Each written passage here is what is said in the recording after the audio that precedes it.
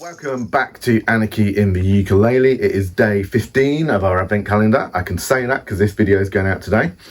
And we are in our recording studio slash video studio for Anarchy. So a bunch of you have been asking different questions about, some about the recording studio and what we do here, some about the equipment that we use for filming Anarchy.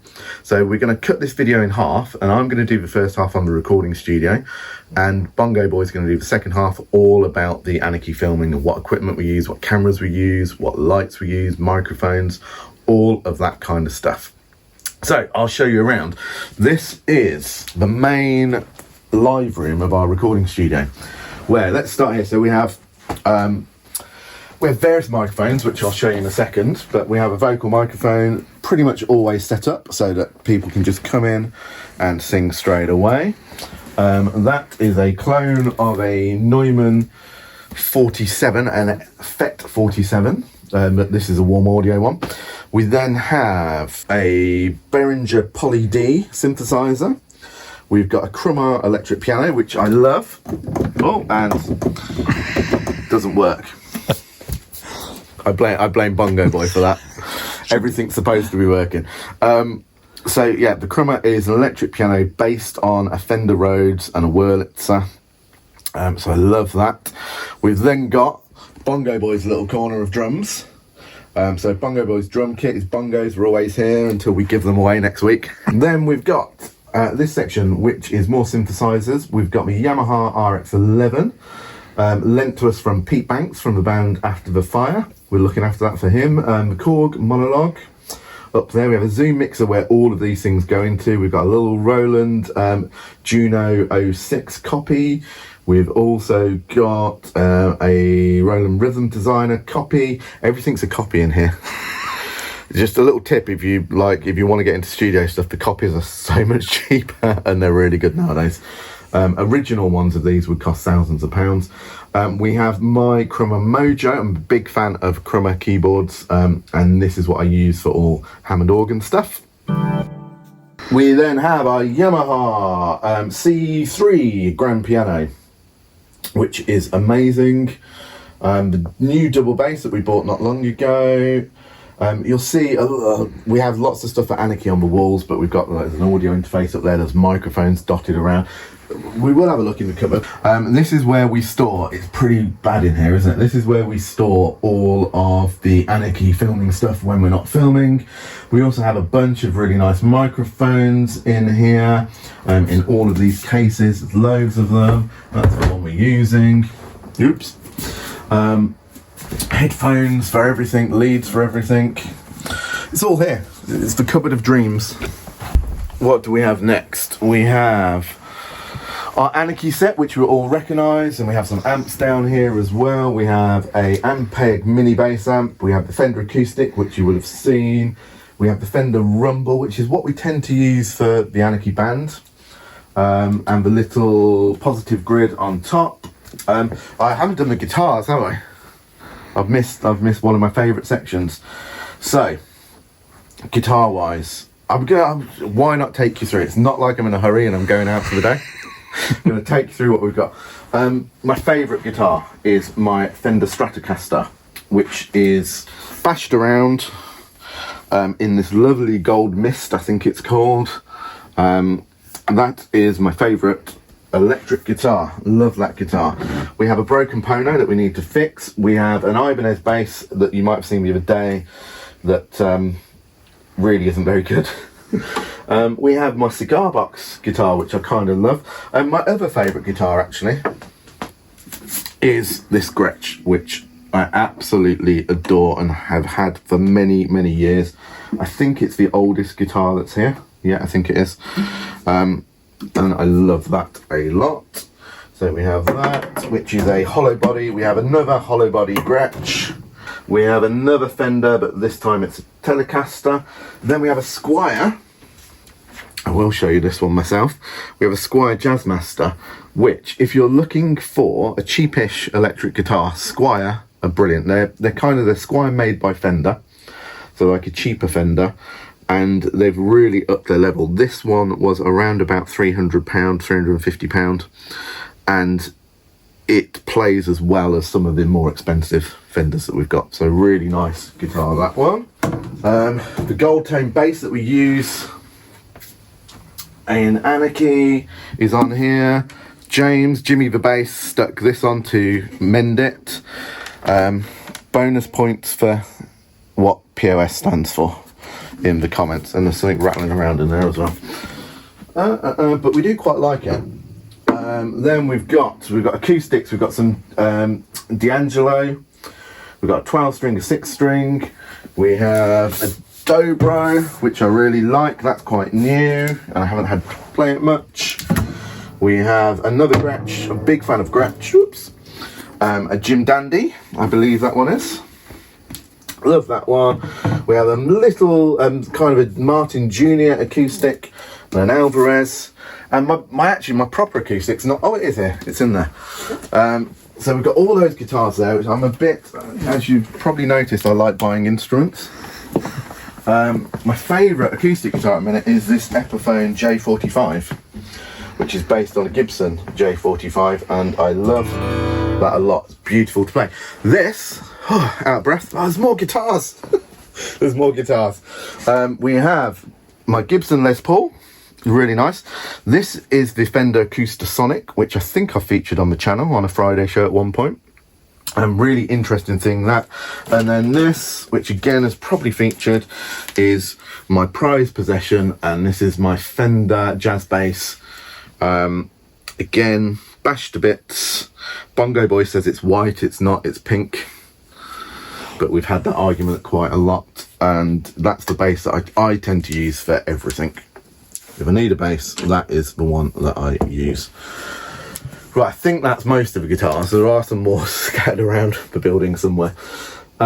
This is the control room for our studio. So this is my little room. This is where everything kind of gets mixed. If we're recording Anarchy and it's not a live stream, Bongo Boy will show you the live stream setup. But if we're not doing a live stream, then all the audio comes into here and it goes through our interfaces here. So we have, for the geeks and nerds out there that want this information, we have 2 Apollo X8Ps, which means that there's 8 mic preamps in each box. The Apollo audio interfaces, I think, are the best that you can buy. They just do a fantastic job. We also have a set of Audient preamps, and there is another set of those somewhere as well. These are our microphone patch bays, so that we can have stuff plugged in there and switch around where things are going. We've got more patch bays, monitor controllers. This is a little drum pad that I use when I'm producing. Over here we have, this is the desk. So it's kind of like a customized desk because it's made up of the solid state logic mixers and controllers, which are fantastic, and they've got loads of lights on, and I say the more lights and the more buttons the better. I like it to kind of look like an airplane cockpit. We've got a couple of synthesizers in here as well. We've got some Elgato Stream Decks that we use for shortcut keys and things like that. There's nothing on them at the minute. We have some guitar effects pedals, which again are by Universal Audio, and I absolutely love. We have a Reverb, a Woodrow, which is an amp simulator. I think it's like a Fender Blues amp. I'm not too sure on that. The Dream is a Fender Reverb amp. We have a Galaxy Echo, which is based on the Roland Tape Echo. We don't just use them on guitars, we run vocals and keyboards and all sorts of things through those. We have a little bit of outboard in here. We have an EQ, a reverb unit, a monitor controller, and a compressor. Monitors, focal monitors, which again, if you're looking at doing any recording or anything like that, even if you're just, you just want to do a little bit of ukulele recording, watch our video on how to record the ukulele, but also consider how you're going to listen and check things back, because what you hear in the room might not be what goes onto the computer and what other people are hearing. So monitors are a really good way. If you can't afford decent monitors, because they are quite expensive, make sure you're using headphones to check what your recordings sound like. So that is our control room. And I think on that wall, what do we have on that wall? We have more guitar pedals on that wall. I won't go through all the guitar pedals because there's lots over there, but they do all sorts of things. Every studio should have a Coventry versus Tottenham FA Cup calendar from 1987. That's on the wall as well. We have my keyboard, which is where I do sort of lots of production work and things like that on, and it has lots of pretty lights because, again, the more lights the better, and they change colour as well and things like that. I think that is our studio in a very, very quick studio tour. Bongo Boy is going to give you a tour of the video setup that we have in here, which is quite a bit more extensive, and I'm guessing that's the stuff that a lot of you might be more interested in. How we get the shots we get, how we get the lighting we get, and how we record our videos. Right, Kevin has left me all on my own again to just film how we set up our studio and how we get ready for Anarchy filming, because we tend to try and do all of our videos, especially when we've got the band in, or Abby and Paul, we do it over a couple of days, and then we release those over a couple of months. At the moment, like today, we are filming this on the day. It is currently just gone 11 in the morning, and I'll film this, edit it, and then get it up this evening.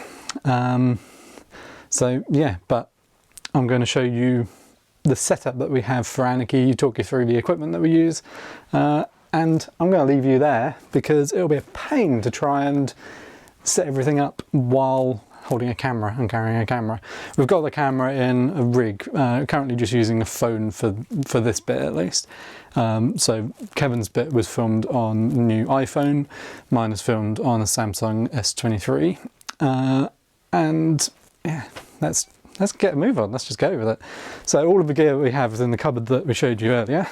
At the moment, using a Rode Wireless Go 2 mic that is clipped to a lapel mic, so you can hear me nicely, which is, yeah, very handy. We've recently put our main camera on wheels, so we can wheel it out and put it into position. The cameras that we use, we've got two of these, they are Sony ZV-1s. So we have this one, which is the main camera, and then we've got a second one up here tucked away that just comes down from the ceiling, and we can put it as high as we want. We normally have them at roughly the same height, and then done, that one's set up. For any close-ups that we do, we use my Canon M50 with a 17 to 85mm lens on there. The last camera that we have is a little one that is up here with the microphones, and it is an Insta360 camera. It's mostly used as a webcam, but we use it as like a top-down camera, which is really handy. That is all of the cameras covered. The next is the live streaming equipment mostly. So again, on another handy trolley on wheels, we've got a little workstation. That tends to be what I'm sat at. The last big bits of equipment that we have are the lights. So using Amaran 100D, and we leave the actual light up there, but take the big box, light box off. So that just clips onto there, and then the other one, we have a choice of what we can do. We can either attach it to another handy clip in the ceiling here, and then it just attaches up there. That's a side light. But lately we've been putting it on this stand just because then it's easier to move around, and we can put it wherever we want it. It also means that we can put this at any height that we want it, and we can put it right up to the ceiling. And the final thing we need out of this cupboard are the chairs. And these chairs are sort of bar chairs. They are from Dunelm. They just go there like that. Now, microphones that we have up here that everyone hits their heads on are Lewitt LCT 440s. We've got two of those, which are cabled in, cable goes all the way over into that corner and then into a snake there's just a box with loads of inputs, and then that goes through into the studio. When we're not doing proper recording, we will put the mics from there into this Rodecaster Pro 2, which is handy for live streams or when we just want to do a quick video. And now that I've got all of the equipment out of the cupboard, it is just a case of plugging everything into everything else.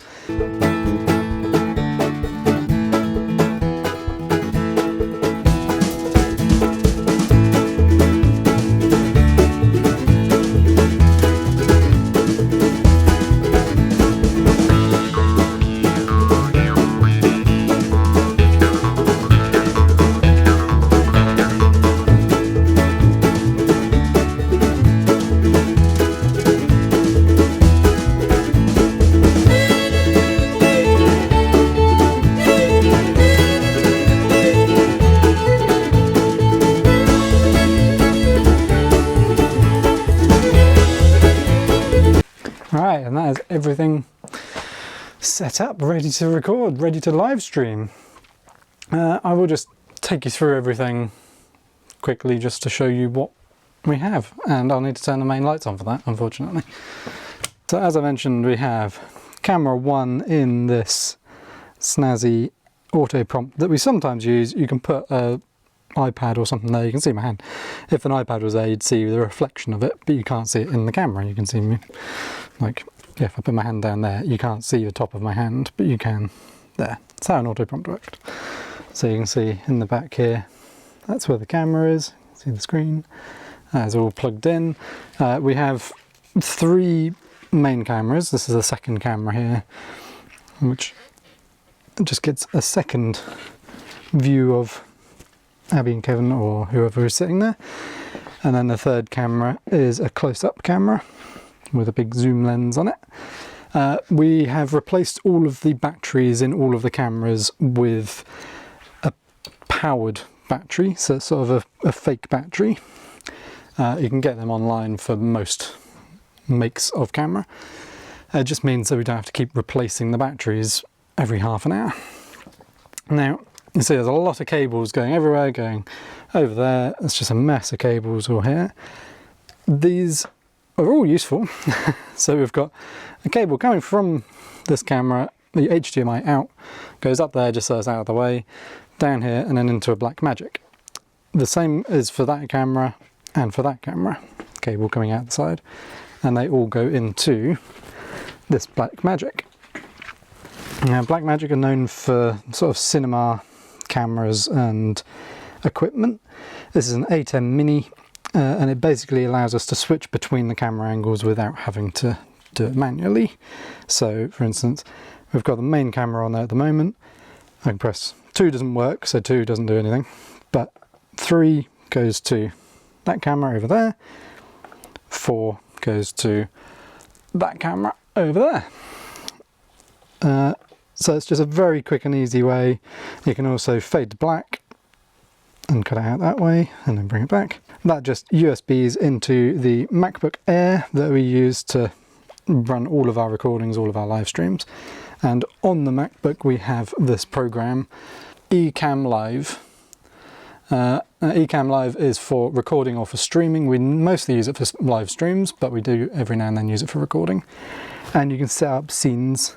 So for instance, the last one that we did was the Yuki's announcement video.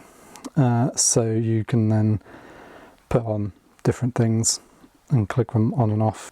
You can also do like things where you have overlays and stuff like that, as well as little sound effects. And speaking of sound, you can see sound levels down there. Rodecaster Pro 2, which is down here. Now this is our main input for audio when we're doing live streams. So we've got mics coming into here, including a Rode pod mic, which I use when we're doing a live stream. So the other 2 have got their mics up there, and then I've got a mic here, which just means that you can hear me a bit clearer. We also sometimes put a camera here, which is currently on the ceiling, and that is the Insta360. And the Insta360 is great because you can control everything through the computer. Yeah, that is what we use for live streams and for some videos, because through Ecamm you can record clips and then it will save the audio, the video, everything, changing camera angles, it will save all of this and it will go as a full 4K video. A screen with Ecamm on also is sent to the TV. So we've got a big TV up there, you can see mouse is moving around. That means that during a live stream, Kevin and Abby can see themselves, and then also on the right there you can see comments that come through, so they can reply to it. You can see it here, comments. And if we don't want to use the TV as the monitor, we have this little monitor down here. It would just be a case of where the TV output is plugged there, just put a plug from there into this, and then you'll see that screen on this little monitor. You can see here a little bit easier the camera in the auto cue and how the reflection works. On the Amaran lights we have aperture light boxes. This one is, we've got a rectangular one here that's very tall that is for the side light, and then for the main light we've got this big one. Putting these together, because they came flat packed, was an absolute nightmare because there's all bits of wire that follow these, and then this is all velcroed, so we don't ever dare take them down again. We're just going to leave them up and put them in the cupboard as is. So when you're filming, this is pretty much what you can see. The lights are blinding. I would normally be over there, sat behind that on the stool. We've got a main camera in the middle there, side camera there, another side camera up there, and everything is going through TV, so you can see yourself. And yeah, you'd just be talking to your co-host on very, very creaky chairs. We need to get some new chairs because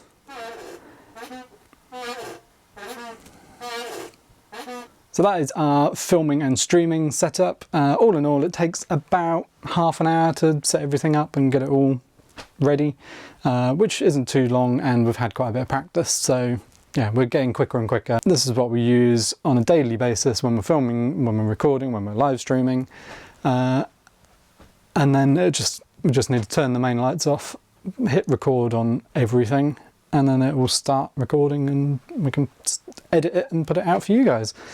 Speaking of editing, we edit all of our videos on Final Cut Pro on the same MacBook that we have recorded everything onto, and we also use AKG headphones to make sure we get the sound as well as we can. We've also got the big Mac there, which has got video schedules. Probably shouldn't be showing you that. So I can choose between either the small screen or the big screen, depending on what I want to do and what I'm working on. So thank you so much for watching. Make sure you like, subscribe, ring the bell, and we'll see you tomorrow in the next Advent Calendar video.